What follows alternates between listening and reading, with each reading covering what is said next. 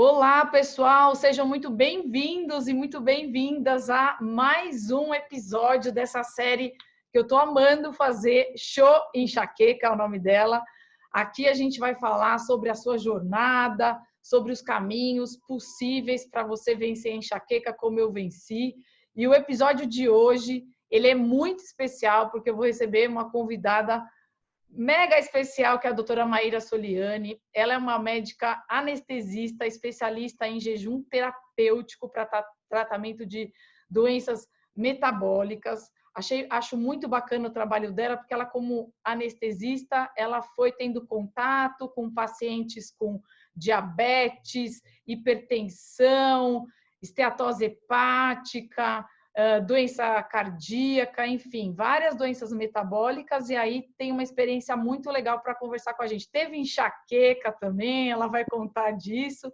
Então, a gente vai conversar hoje sobre tudo isso e o quanto a nossa alimentação, o quanto a insulina ela está inserida no meio de todas essas doenças, inclusive da enxaqueca, como vocês vêm acompanhando aqui. Então, boa noite, doutora Maíra. Muito obrigada pela sua participação, aceitar o convite assim no finalzinho do carnaval. Boa noite, um prazer estar aqui. Agradeço pelo convite desde já e parabenizo pela iniciativa. As pessoas merecem se livrar da enxaqueca com conhecimento.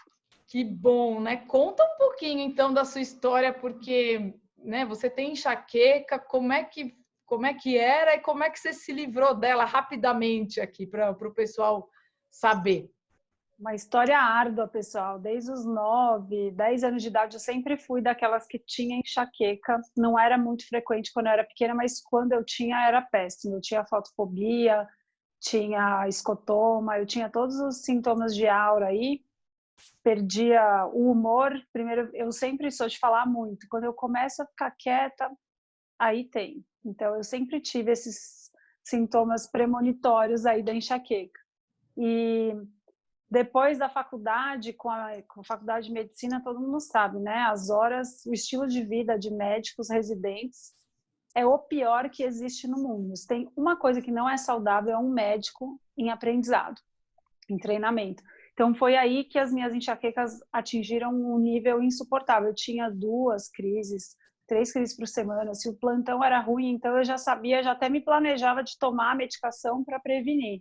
Nossa. Eu, às vezes, pegava lata de lixo no intraoperatório, dentro da cirurgia, de medo de vomitar, e eu estava dentro da cirurgia. Imagina que eu ia sair, né, deixar o paciente, anestesista. Enfim, trágico. E aí nada funcionava, eu fui já para vários colegas neuroclínicos, né, e eu não me adaptava a nenhuma medicação. Os efeitos colaterais eram tão desagradáveis que eu falava, olha, não dá. Chegou ao ponto de eu, perto de defender o meu doutorado, eu comecei a fazer uso do topiramato. E nem gosto de ficar falando nome de medicação, mas acabei falando. O topiramato foi péssimo para mim, porque eu comecei a esquecer todas as palavras de um jeito assustador, assim, era fora do normal. Aí eu fiquei muito assustada. Eu falei, gente, imagina eu esquecer, durante a minha apresentação da tese do doutorado, esquecer as palavras por efeito colateral de uma medicação. Aí eu parei e falei, eu prefiro continuar com enxaqueca do que ter esse efeito colateral. Tive umas outras medicações que eu tentei que tinha sonhos vívidos, enfim, foi um pesadelo. E só quando eu mudei minha alimentação, que é impressionante, assim, tirou com a mão. Algo que eu achei que eu fosse ter que conviver para o resto da minha vida sem ter cura, e realmente mudou minha vida.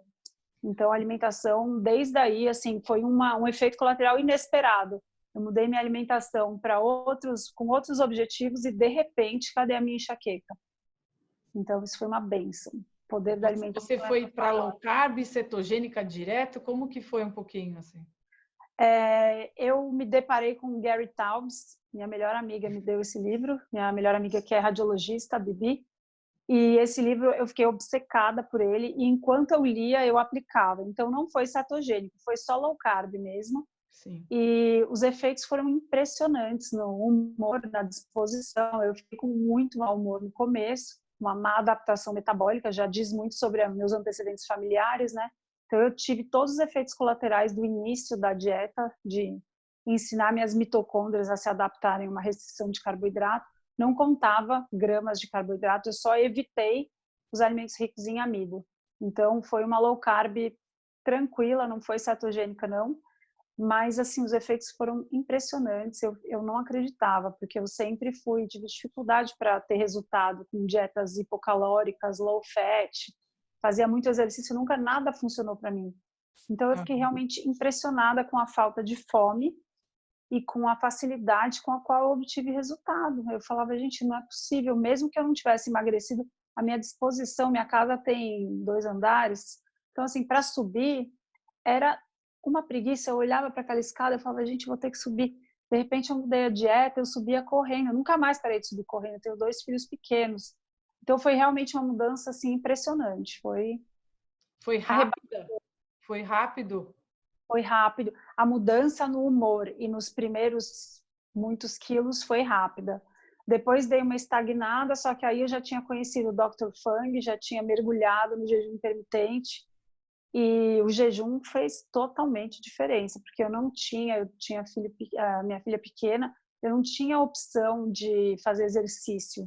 Então, assim, a minha única forma de acelerar meu emagrecimento, além da restrição da dieta, que eu já tinha chegado no platô, era o jejum mesmo. Então, foi poderosíssimo, foi impressionante. Em 1 ano, eu estava de volta aos trilhos, Que completamente, bacana. assim. Foi E bem... vamos lá, eu vejo assim, dentro do programa, as pessoas que eu atendo, que eu ajudo, né? É muito comum hoje as pessoas com alguma doença metabólica. Então, para quem não entende o que é uma doença metabólica, a pré-diabetes, essas doenças mais crônicas que a medicina não consegue tratar com remédio, né? Então, uma endometriose, gordura no fígado, mioma, enfim. O que está acontecendo, doutora Maíra? Que a alimentação tem a ver com esse quadro? A pessoa tem enxaqueca, gordura no fígado, enxaqueca e pré-diabetes, enxaqueca, endometriose, enxaqueca e mioma. O que está acontecendo? Então, o nosso ambiente alimentar se transformou nas últimas décadas. Então, se você olhar para a década de 70, por exemplo, a década de 60, primeiro lugar, vamos falar dos horários, porque a gente gosta muito de ficar paranoico com dieta e esquece de falar dos outros hábitos. Mas se você olhar para o passado, a gente não tinha o hábito de comer o dia inteiro. Era normal na década de 60, 70, a pessoa acordar, tomar um café e trabalhar. No meio do dia, ela almoçava. Ela não tinha lanchinho intermediário e não existia um Starbucks a cada esquina, iFood, barrinha de cereal, barrinha de proteína. Não existia nada de lanche para ficar beliscando. Se ela quisesse, ela levava uma fruta. Mas não era um hábito populacional ficar comendo de 3 em 3 horas. Então, isso naquela época seria aberrante, é um comportamento aberrante. Tem até um estudo que vê mesmo a frequência de que se comia naquela época nos Estados Unidos. E aí, depois do almoço, o que a pessoa fazia? Ela continuava as atividades dela e chegava à noite, jantava. E acabou. Pronto. Não tinha lanchinho intermediário entre o almoço e não tinha a ceia do jantar. Se uma criança inventasse de comer um lanche antes do almoço, ela levava um tapa na mão. Para que você vai estragar o almoço. Se ela não comesse direito no jantar e falasse, mãe, tô com fome, às 11 horas da noite, o que a mãe ia falar? Falei, menino, devia ter comido direito, amanhã você janta direito da próxima vez. E pronto, não era hábito ficar comendo o dia inteiro. Hoje em dia, a gente transformou esse hábito essencial de uma maneira muito importante. E a gente não dá a devida importância em falar sobre isso. Então, eu vou começar falando sobre isso. Essa mudança comportamental da frequência do que a gente come aumentou vertiginosamente. E por que aumentou vertiginosamente? Tem 2 explicações. A primeira é que é super interessante vender mais produtos práticos e rápidos que combinam com lanchinhos intermediários. Então, para desenvolver o comércio, a Big Food, né, a indústria alimentícia, é super interessante que você consuma mais produtos desse tipo, porque se você não consumir, não tem mercado, etc. Então, isso é uma mudança que existiu. Então, surgiram no mercado novos produtos práticos e rápidos, embalados, que são capazes de suprir essa necessidade de comer entre as principais refeições. Então, isso é uma mudança que aconteceu. Qual que é o problema? Junto com essa mudança tem o efeito hormonal desse tipo de alimento.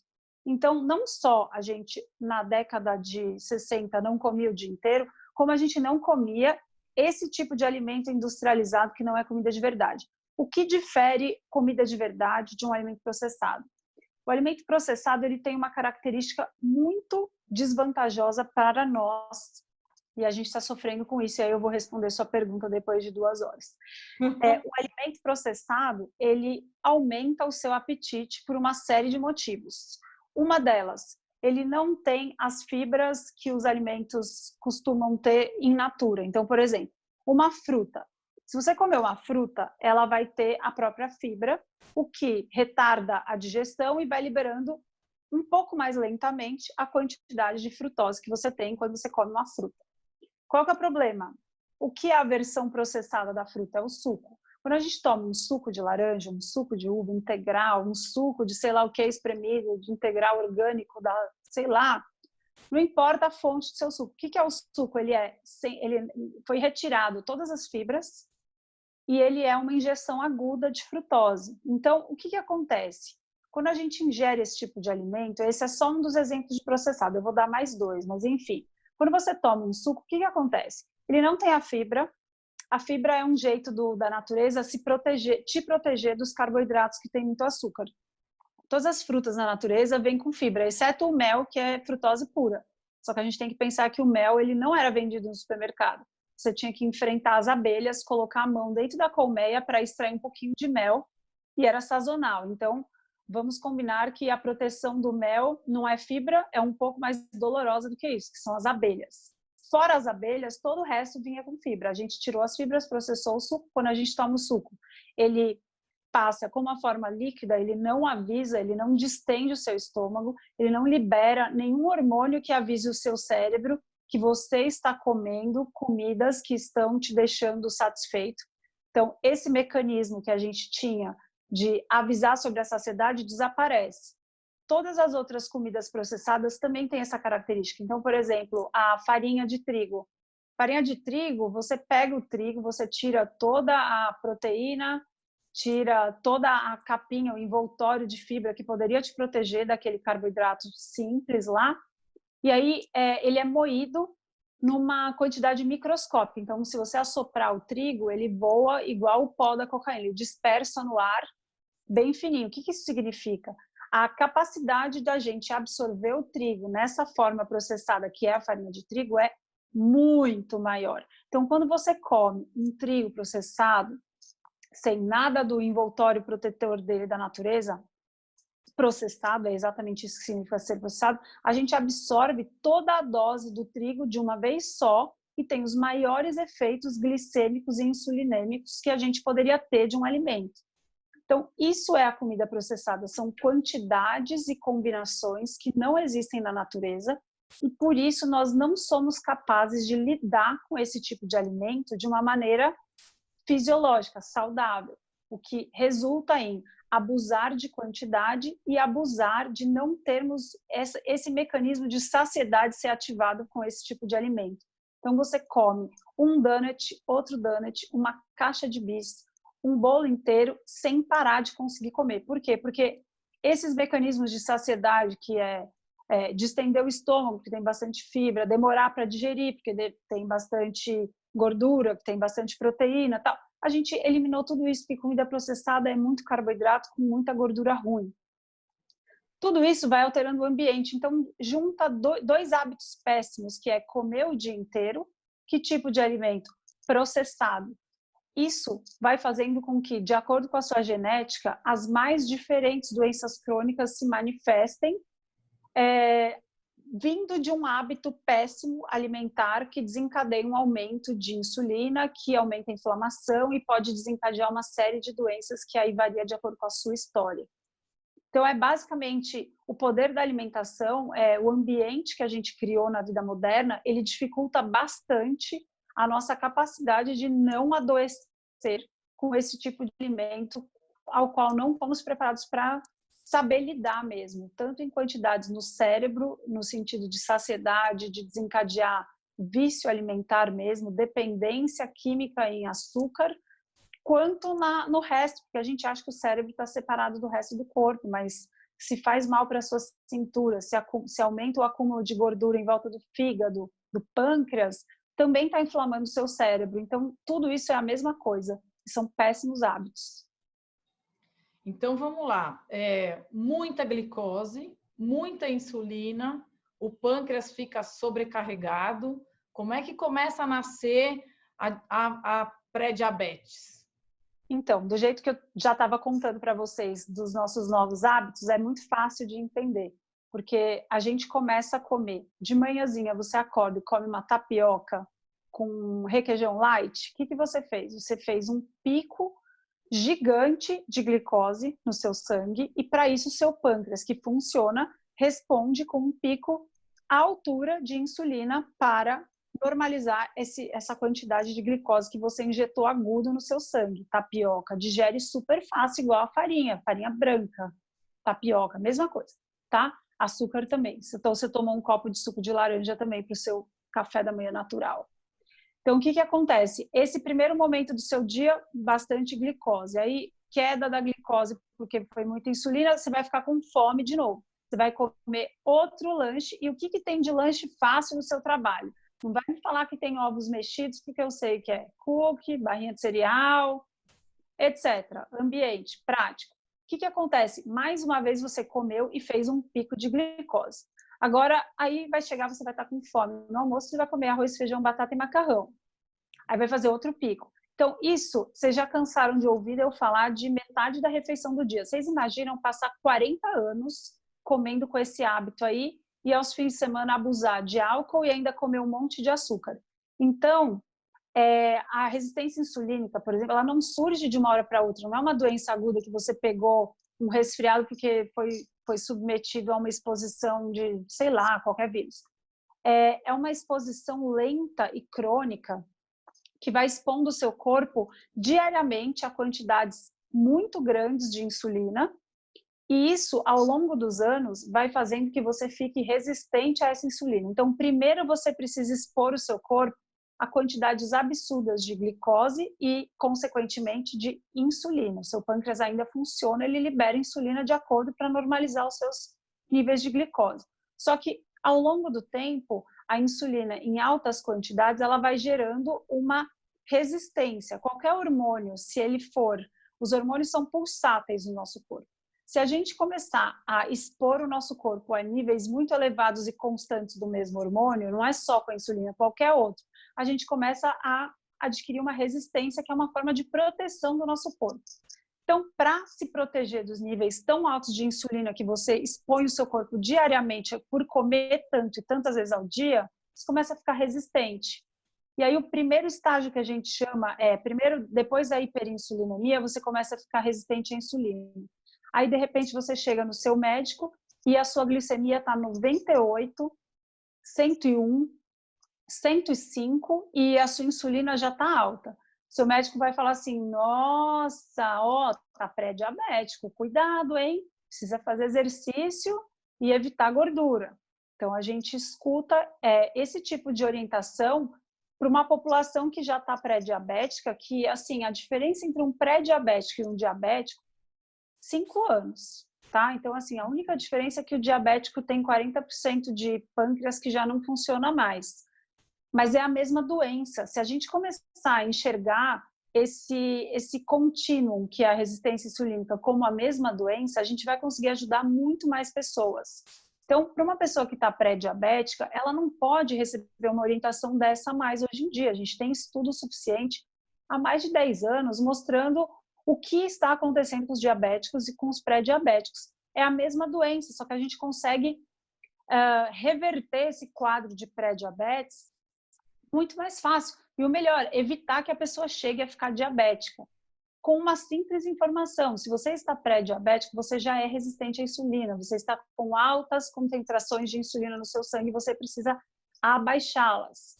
Como que a gente pode abaixar? Da mesma maneira que o diabético tipo 2, low carb, cetogênica, são as melhores dietas para tratar o problema, a raiz do problema.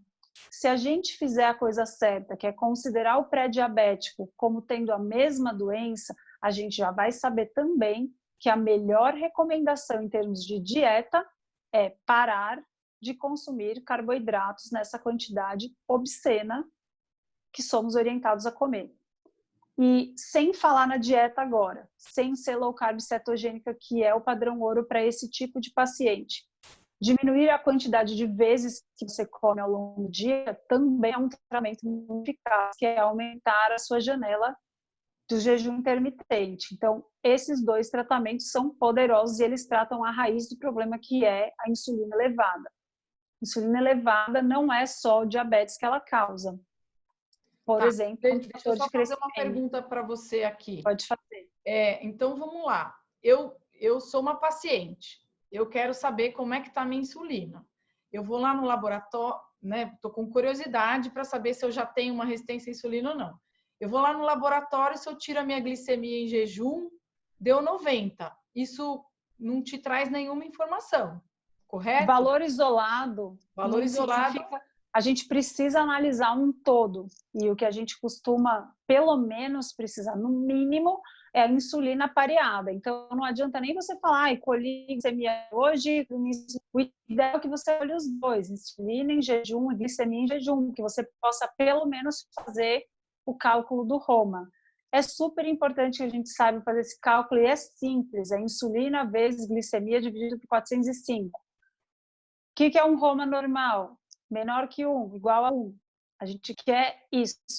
Acima de 2,2 já é um valor mais preocupante de resistência insulínica mais severa. Abaixo disso, a gente tem que melhorar, e dá para melhorar. A gente precisa analisar outros parâmetros de síndrome metabólica que costumam vir associados. A gente chama de síndrome metabólica porque é uma série de achados que costumam ser encontrados juntos. Então, o triglicérides costuma vir alterado, o ácido úrico costuma vir alterado, o HDL costuma vir baixo, triglicérides acima de 150. Então, é uma série de achados que a gente encontra que corroboram o que a gente já sabia só de olhar para a cintura na maioria das vezes, que é ver uma cintura aumentada. E se eu te disser que a minha insulina pareada está em 20, minha glicemia 90, minha insulina em 20, o que você vai falar para mim? Você já está com um grau de resistência insulínica. Não consigo calcular agora, não sou tão boa assim. Mas assim, já está, porque insulina, o valor isolado da insulina em jejum, costuma, se você for no laboratório, eles vão te falar que está tudo bem, porque insulina de laboratório até 25 em alguns lugares, é um valor assustador, é considerado normal. Então, a gente visa ter Precisa ficar bem claro isso, que uma insulina de 20 não é normal. O que você acha que é uma insulina boa? Então, a gente tem que mirar em pelo menos abaixo de 10 e o ideal é que fique perto de 5. Abaixo de 6, perto de 5. Esses valores, é controverso ficar falando um valor estanque, porque tem muita discussão na literatura. Por exemplo, você pode considerar um paciente com diabetes in situ, por exemplo, se fizer um teste de glicemia, uma curva glicêmica, e mesmo que a glicemia e a insulina em jejum estejam normais, às vezes você encontra valores extremamente alterados já no teste de tolerância oral à glicose, 75 gramas de glicose, em 1 hora e 2 horas. Então, esses valores ainda são uma bagunça na literatura. O que a gente tem que fazer é organizar o pensamento e não se basear nos valores de referência do laboratório. Isso já é a primeira coisa que a gente pode fazer de bom. Tem alguns laboratórios que já colocam o Roma lá, colocam que não tem definição correta na literatura, etc. Mas, assim, a American Diabetes Association, que é um órgão super reconhecido, já reconhece low carb como a melhor alternativa para tratar diabetes, diminuir hipertensão que está associada, etc. E até nisso a gente precisa saber que demorou para eles reconhecerem. Então, essa fase que a gente está vivendo na medicina é de muita controvérsia, apesar de ter tanto embasamento científico com estudos bons e ensaios clínicos randomizados mostrando que essa dieta é a melhor para melhorar esses níveis, a gente ainda não tem um nível que seja reconhecido por todos como, olha, o nosso objetivo é chegar no valor X, não temos ainda isso. Uma bagunça, a gente precisa se organizar e escolher as fontes que a gente vai se basear para escutar. Então, precisa filtrar por ciência e não o médico que é mais famoso ou reconhecido na área. A gente precisa mesmo entender de quem que a gente está ouvindo a fonte de informação. Mas eu posso dizer assim, eu gosto, como eu estudei o assunto, eu costumo dizer o seguinte: uma insulina 20 mostra que você está indo para o precipício. Assim, para explicar esse exame, então vamos lá, você falou o valor 97, né? Não, não De 90, glicemia? pode ser, 90, tá 97 e bom. uma insulina de 20. Eu sempre explico isso para os pacientes. Então, assim, qual que é o normal? Para uma glicemia de 85, era para você estar com uma insulina de 5. O que está acontecendo? A sua glicemia de jejum está 90, só que para manter esse valor considerado normal de glicemia, o seu pâncreas está precisando tomar uma chicotada para trabalhar 2 vezes mais. Então, esse chicote, você imagina que isso é em jejum. Você imagina 1 hora depois de comer, como será que o seu pâncreas não está se comportando? Quanto que ele está tendo que trabalhar mais para manter a sua glicose em valores normais ainda? Tem então, muita insulina, né, para conseguir manter a glicose baixa. Então, o caminho não está sendo bacana, né? Exatamente. Então, o trabalho que você já está requerendo do seu pâncreas já está muito grande. E 1 hora, mesmo trabalhando muito, ele não vai dar conta de controlar a sua glicemia num valor normal. É nessa hora que você está pré-diabético, que você vai ter a glicemia alterada e mesmo com muita insulina, a sua glicemia não fica mais funcionante. Então, num valor normal. Então, é nessa hora que você é considerado pré-diabético e você só recebe um avisozinho tranquilo do seu médico. Toma cuidado, hein? Emagrece. Então, esse tipo de orientação, eu acho muito interessante, até muito legal da sua parte de se preocupar com esse público, porque é algo que a gente realmente precisa espalhar essa informação com um pouco mais de eficiência, porque esse público especificamente está numa fase muito decisiva de poder reverter um processo que está no estágio médio, que é facilmente reversível se a gente mudar o estilo de vida. Não que seja fácil mudar o estilo de vida, mas informação muda tudo. É muito diferente a pessoa falar, olha, eu estou pré-diabético, eu fui no médico, ele me falou que eu preciso restringir carboidrato, porque isso é a melhor coisa que eu posso fazer em termos de dieta para tratar minha doença e prevenir que eu vire diabético. Versus, o médico falou que eu preciso emagrecer, parar de beber, fazer exercício.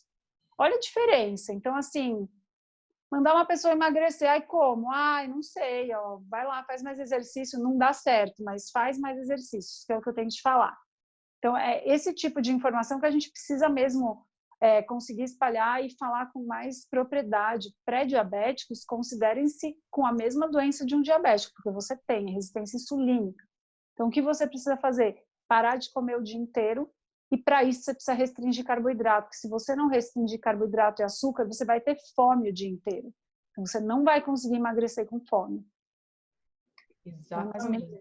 E aí, se essa pessoa continuar nesse estilo de vida, comendo esse monte de carboidrato, vai ter uma hora que o pâncreas não vai dar mais conta, a glicemia não segura, não é isso? Vai produzir muita insulina, mas não vai adiantar, a glicemia dele vai subir. Aí vai dar 120, 130, 200, e aí o diabetes instalado, exatamente. Diabetes tipo 2 instalado.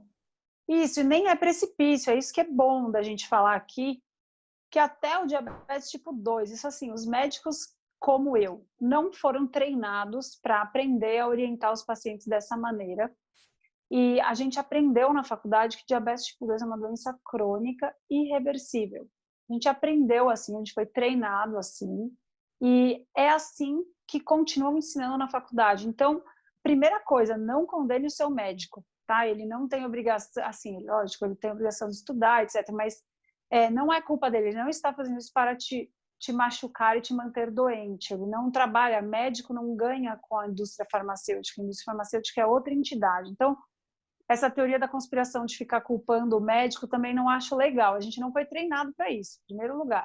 Agora a gente tem estudos o suficiente e, graças a Deus, os próprios pacientes estão mudando a realidade, porque os pacientes vêm para os médicos e mostram que eles verteram a própria doença, mudando o estilo de vida apesar das orientações dos médicos assustando, olha, cuidado com gordura, cuidado com zero carboidrato.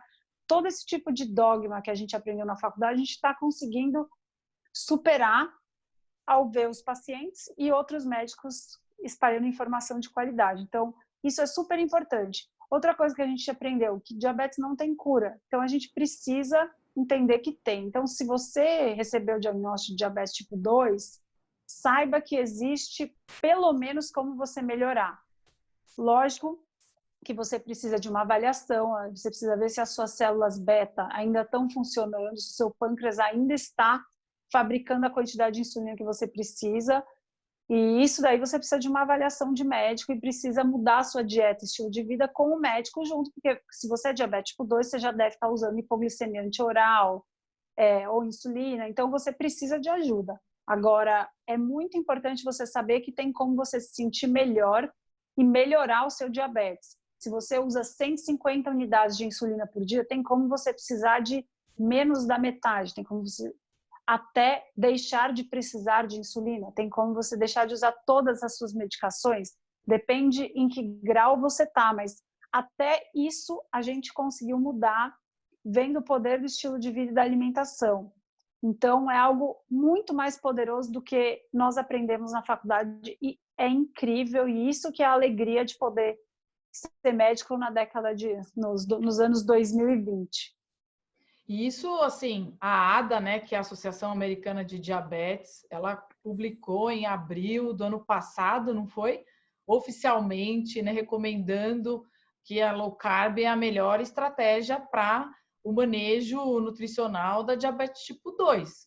Né? Então, E da síndrome metabólica, porque para diminuir medicações antipertensivas, por exemplo, também é a melhor estratégia. Isso está lá, American Diabetes Association. Então, até a American Diabetes Association, para os médicos que são mais mainstream, eles já receberam essa informação.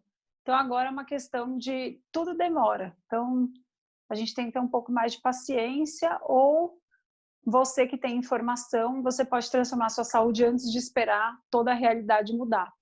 Porque a gente que acompanha e que vai estudando, né, tudo que vai sendo publicado, a gente já sabia. Né?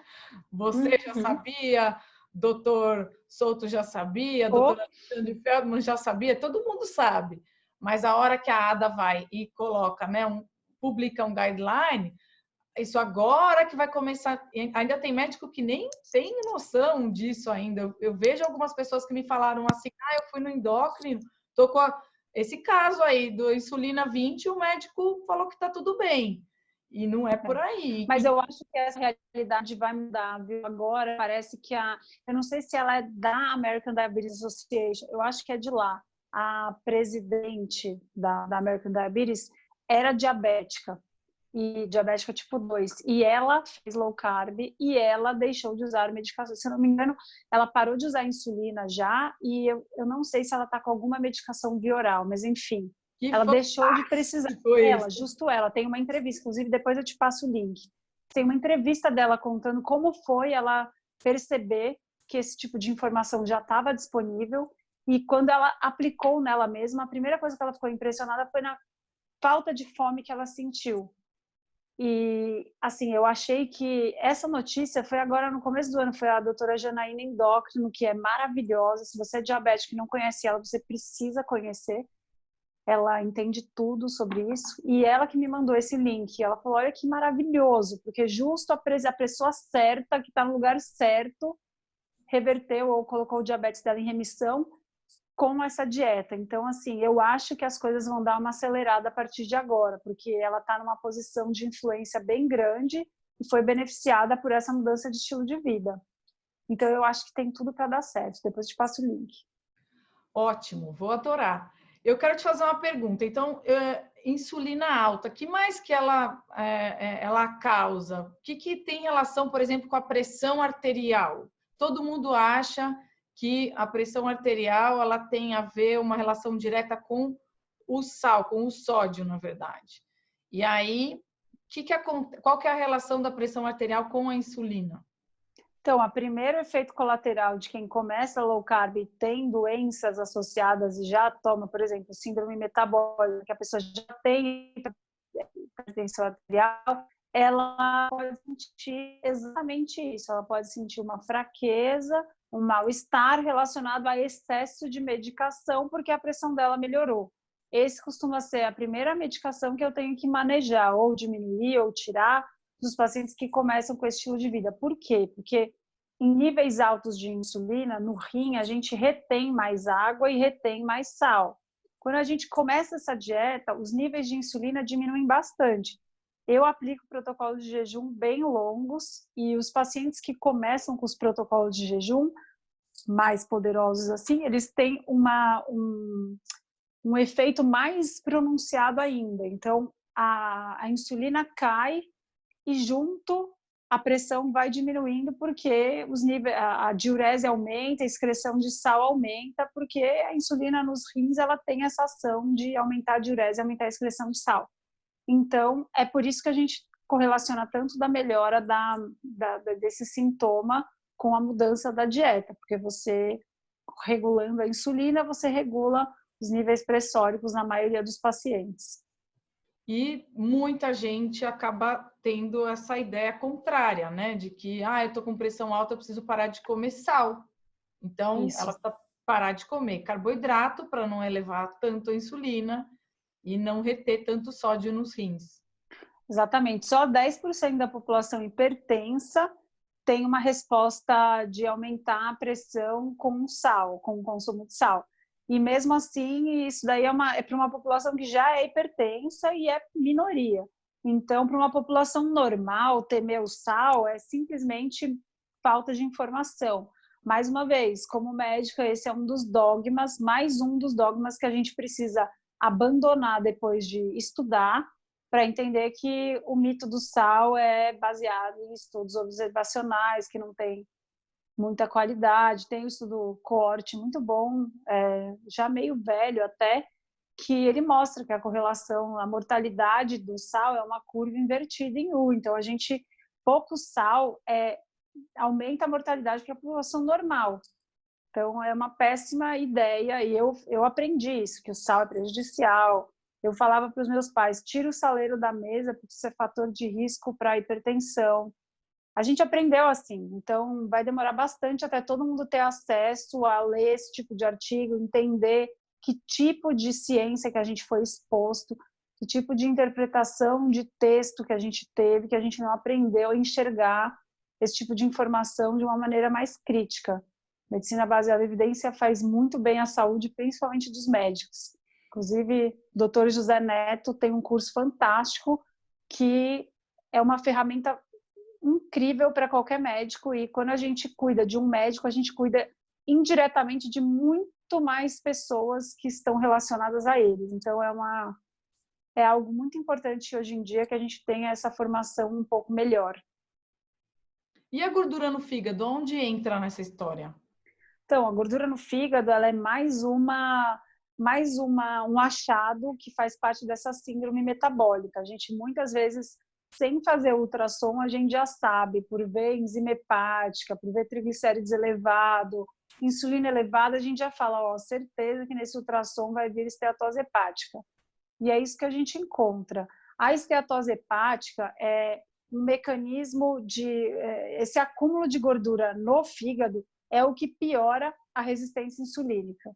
E relacionado à esteatose hepática, tem 2 fatores importantíssimos que pioram essa esteatose hepática, que são a frutose e o consumo de álcool. Então, esses 2 elementos sozinhos causam esteatose hepática, mesmo que você não tenha, nem tenha obesidade, você pode ter esteatose hepática independente de ser obeso ou não.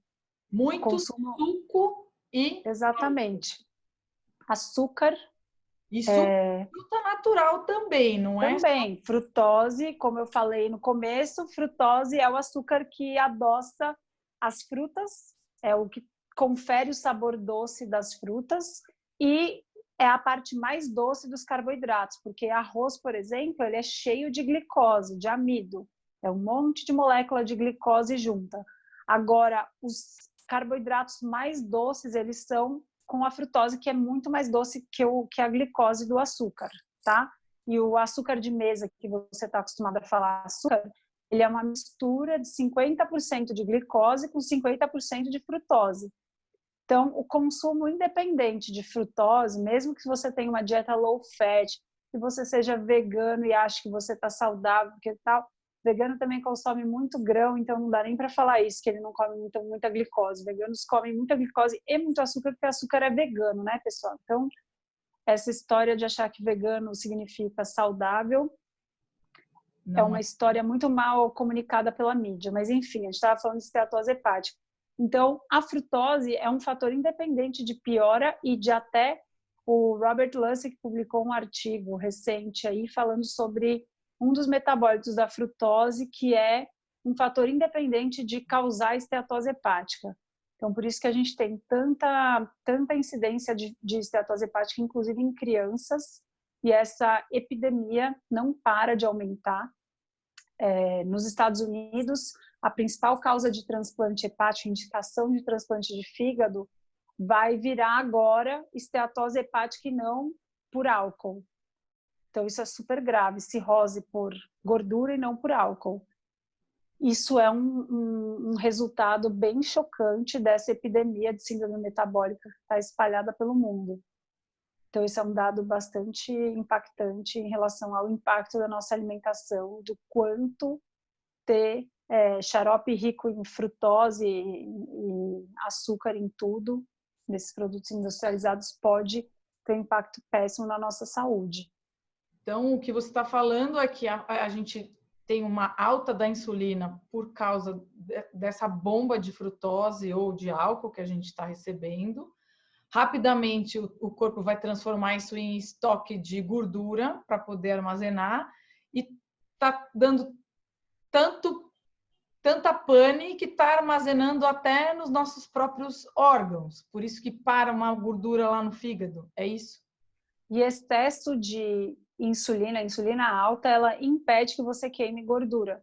Então, você se mantém no modo armazenamento. Você passa o dia todo acumulando mais gordura em cima de gordura. Os seus triglicéridos vão se transformando e se acumulando. Dependendo da sua genética, você vai acumular esses triglicéridos nos seus adipócitos, nas suas gordurinhas ao redor do seu corpo. Dependendo da sua genética, você vai acumular mais no fígado e no pâncreas. Então, e aí essa lipogênese de novo, que é o processo que a gente fabrica gordura no fígado de uma maneira descontrolada, ela vai piorando com a resistência insulínica, porque é a insulina que aumenta essa lipogênese de novo. Então, vira um ciclo vicioso da roda do carboidrato que é muito difícil de sair. A única maneira de você sair é realmente restringindo o carboidrato, mudando seu estilo de vida. Por isso que é tão importante a gente entender o que está acontecendo. Você acabou falando dos veganos, eu não tenho como deixar de falar, né? Porque às vezes muitos veganos, vegetarianos acabam me procurando, querendo ajuda para enxaqueca. E é isso que você está explicando, né? Então, assim, os grãos, a dieta dessas pessoas baseada em grãos, baseada em carboidrato, em acúmulo de insulina. Não tem como melhorar da enxaqueca. Não tem como melhorar. Enxaqueca eu sei que é mais complicado, períodos prolongados de jejum, principalmente no começo, né? Porque privação de energia na mitocôndria mesmo, para o cérebro, pode piorar um pouco a enxaqueca, dependendo do caso. Mas para os veganos, pessoal, eu falei dos veganos assim, respeito a ideologia, mas eu não respeito a ideia de que deva ser propagado como saudável, porque não é. Uma dieta que você precisa de um médico ou de um nutricionista para suplementar coisas que você fica deficiente de seguir a dieta, você tem que reconhecer que você segue por ideologia, porém não é por saúde. Então, é só isso, tá? Então, assim, o que eu estava falando, vegano, se você está eliminando proteína animal da sua dieta, é uma questão matemática. Se você tirou proteína da dieta, você vai aumentar o quê? Você vai aumentar a proteína das plantas, tudo bem, só que a proteína das plantas ela vai ser pobremente absorvida, você vai precisar comer, ficar o dia inteiro comendo, igual, você vai ter que ficar o dia inteiro comendo, não é muito prático. E aí você vai ter que suplementar e pedir ajuda para algum médico nutricionista para fazer a suplementação adequada para você não ficar anêmico, deficiência de B12, o ômega 3 para o seu cérebro funcionar direito, para você não ter depressão. E o problema de tudo isso é ter que ficar comendo o dia inteiro, porque se você junta uma dieta que você depende o tempo todo de grãos e ainda tem que ficar comendo o dia inteiro porque a sua fome não vai embora, os alimentos nutricionalmente densos são proteína e gordura. Se você não comer proteína o suficiente de um jeito denso, que é proteína animal, você vai ter que comer o dia inteiro. E aí, o preço de ter que comer o dia inteiro por causa da pouca proteína que vem em cada planta que você resolve comer, é comer o dia inteiro sem parar muito grão. E aí a sua insulina vai ficando alta, porque tem 2 fatores que pioram a insulina: comer muitos grãos e comer o dia inteiro. Se você não come proteína, você vai ter fome. Então, você vai passar o dia inteiro com fome, comendo e tal, mantendo sua insulina alta. Então, realmente, você precisa dar um basta. Uma solução para veganos é o jejum intermitente, porque é um jeito de você, pelo menos, selecionar uma janela específica para comer, e nessa janela você come tudo que você precisa, todos os seus grãos, todas as suas plantinhas em várias quantidades e variedades diferentes para tentar suprir todos os aminoácidos essenciais que você precisa dar conta, dá trabalho, sem ajuda não costuma funcionar. Eu pego muitas pessoas ex-veganas que viraram veganos só para ser saudável e viram que não dava para ter muita saúde assim, dá trabalho. Então você faz a janela e come nessa janela. O resto do tempo você não come nada, que é um jeito de tentar diminuir a sua insulina sem ter que tirar os seus grãos. Dá uma Então, é um folga. pouco mais complexo. Exatamente. Dá uma folga para ele, falou, Alguma coisa você vai ter que fazer. Não dá para ficar com insulina alta o dia inteiro, comendo o dia inteiro. Então, ou você resolve diminuir a quantidade de grão, ou você resolve fazer uma janela alimentar. Para veganos, jejum intermitente é muito importante ser respeitado. Nossa, eu ficaria conversando horas com você aqui. Eu adoro os seus vídeos no Instagram, nos destaques lá, quando você fala coisas para mudar a mentalidade das pessoas. Então, assim, aquelas coisas, aqueles insights que você coloca outro dia você fez um vídeo você falando da preparação mental para os furos. Isso. Porque você deve, né, com certeza, quando você encontra um paciente que ele está pré-diabético, ou que ele está com gordura no fígado, que tem que cortar carboidrato, você precisa incentivar esse cara a mudar a mentalidade dele. Então, assim, a mesma dificuldade que eu tenho dentro do programa, dentro do meu perfil aqui, para falar para as pessoas, vocês estão ficando doentes pela boca. Fala um pouquinho a respeito disso. O que precisa mudar? Que chavinha que tem que virar? Eu acho que a gente precisa encarar a vida com um pouco mais de realidade. Então, romantizar demais, ficar, ai, comida de verdade, eu lembro da minha avó, eu comia esse bolo, minha avó era boleira, tá? Eu estou usando o meu próprio exemplo, só para vocês verem que eu não estou julgando ninguém aqui. Mas é importante a gente falar assim, tudo bem, você amava a sua avó e ela fazia bolo, ótimo.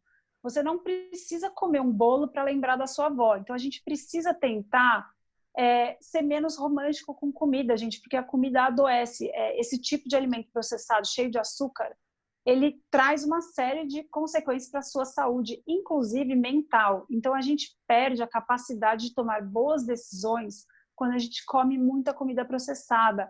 Essa inflamação do cérebro é real. Então, a gente precisa parar de encarar a comida como resposta para tudo. E a gente tem esse hábito, por quê? Porque a gente sempre viu comida como um afago, um carinho e um agrado. Só que a gente tem que perder o romantismo e pensar assim, olha, a vida é estressante para todo mundo. A gente tem motivo de estresse e de se sentir carente todos os dias. A gente tem uma plantação de motivos para se recompensar. Se a gente for se recompensar todos os dias com comida, a gente vai ficar doente mesmo, e é o que está acontecendo com o mundo inteiro. Então, assim, a gente tem esse hábito cultural muito arraigado de se tratar com carinho, de se mimar com comida. A gente precisa perder esse romantismo e enxergar. Açúcar era bonitinho na época da vovó e da minha mãe, para me agradar. Ai, tadinha, aconteceu isso, dá um doce. Tá? Naquela época, a gente viu o açúcar como inofensivo. Hoje em dia, a gente não pode mais fazer esse tipo de associação, porque a gente tem informação suficiente. Então, assim, você quer dar amor para o seu filho? Dê amor para o seu filho, dá carinho. Compra um quebra-cabeça para brincar com ele. Compra um esmalte para pintar a unha da sua filha, mas não dá chocolate. a gente tem algumas obrigações de mudar nossos hábitos em relação ao açúcar, que eu acho que é a principal causa de furos, etc. A gente precisa lidar com um pouco mais de realidade, sem romantismo. Para de ter dó dos outros e para de ter dó de si mesma. Tá triste? Vai se agradar com outra coisa, vai cuidar de você, vai fazer a mão, vai correr no parque, vai se arrumar, toma um banho, fica bem bonita e cheirosa. Inventa outras coisas para se agradar que não sejam relacionadas à comida. Quer encontrar sua amiga e falar o quanto você a ama? Diga o quanto você ama a sua amiga e acha outra desculpa para encontrar. Fala, vamos lá andar no parque? Vamos lá ver o pôr do sol na sei lá onde? Vamos se encontrar toma um café só, sem açúcar, e toma água com gás e fica conversando, porque o gostoso da amizade é conversar. Você não precisa do bolo para conversar com a sua amiga. Então a gente precisa mesmo parar de ser romântico e parar de ficar sofrendo. Comfort food, gente, é super bonitinho falar disso, comida afetiva, mas a gente precisa parar com comida afetiva porque isso adoece.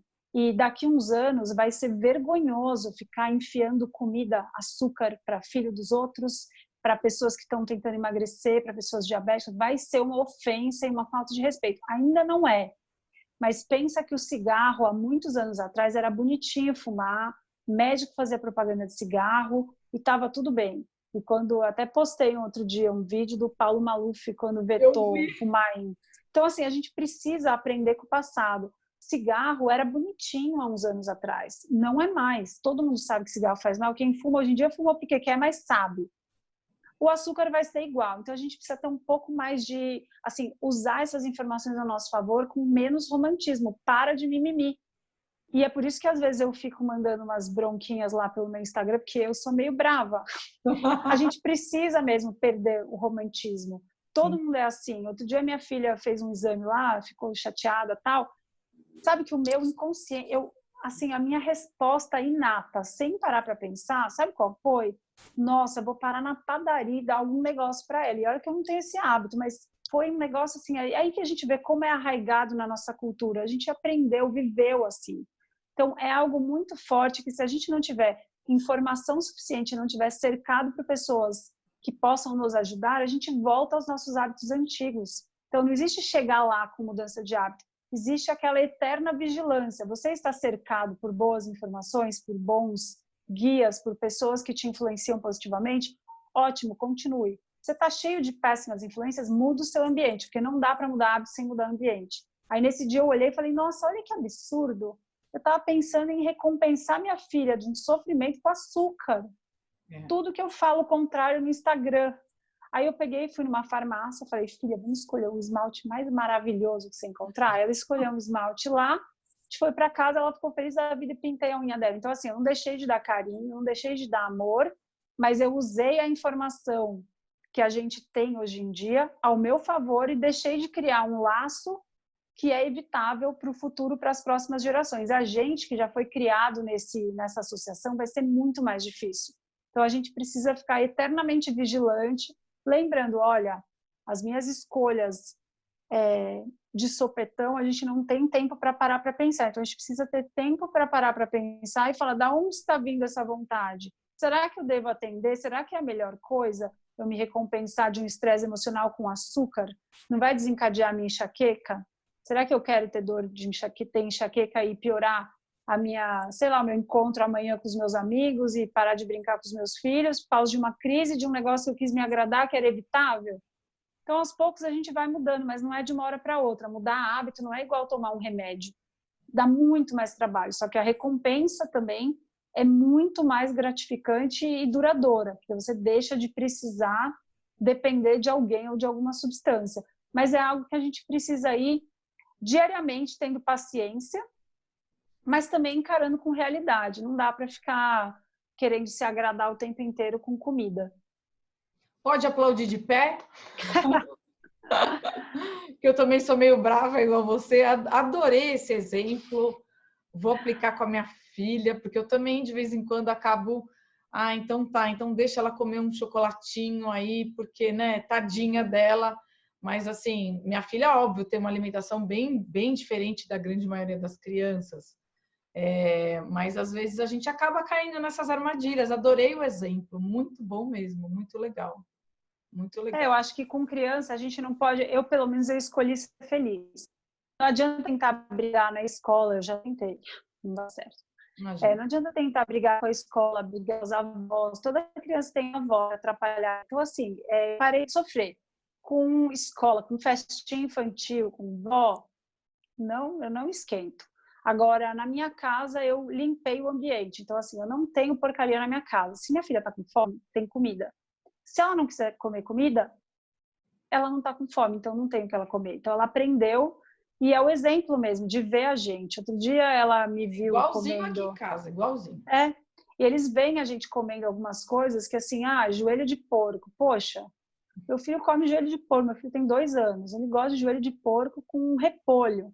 Você fala, meu Deus, eu nunca ia obrigar uma criança a comer, mas eles gostam de ver. Então, assim, com criança, eu acho que para a gente ficar menos se cobrando e tentando controlar o mundo, porque isso desgasta, acho que o mais importante é a gente ter essa paz de espírito de falar assim, olha, para o meu filho, eu não vou conseguir controlar o ambiente. Quando ele crescer, ele vai ser dono do próprio nariz e tal. Dentro de casa, como meus filhos são pequenos, eles não pegam a chave, eles não têm autonomia para pegar a chave e ir na padaria. Eu estou aproveitando essa fase para mostrar o melhor que eu posso de hábitos alimentares, de expô-los à comida de verdade, aos mais diversos sabores, e não ter porcaria dentro de casa, porque é uma questão matemática também. Daí a parte de ter um pouco de zero romantismo. Então, assim, o estômago do seu filho é pequeno. Se ele não comeu no café da manhã, deixa ele não comer nada até a hora do almoço. Se ele tiver fome, tudo bem, oferece comida de verdade. Agora, enfiar um biscoito de polvilho no meio da manhã não é uma atitude inteligente. Eu não estou julgando aqui, gente, porque como mãe a gente aprendeu que biscoito de polvilho é ótimo. Mas assim, o que eu estou falando é quanto de nutriente você está dando para o seu filho ao comer um biscoito de polvilho no meio da manhã? Não tem nada de bom lá. Só que qual que é o problema? Ocupou o espaço físico do pequeno estômago do seu filho. Então, na hora do almoço, não vai sobrar espaço para ele comer direito. E aí é uma bola de neve que demora para arrumar.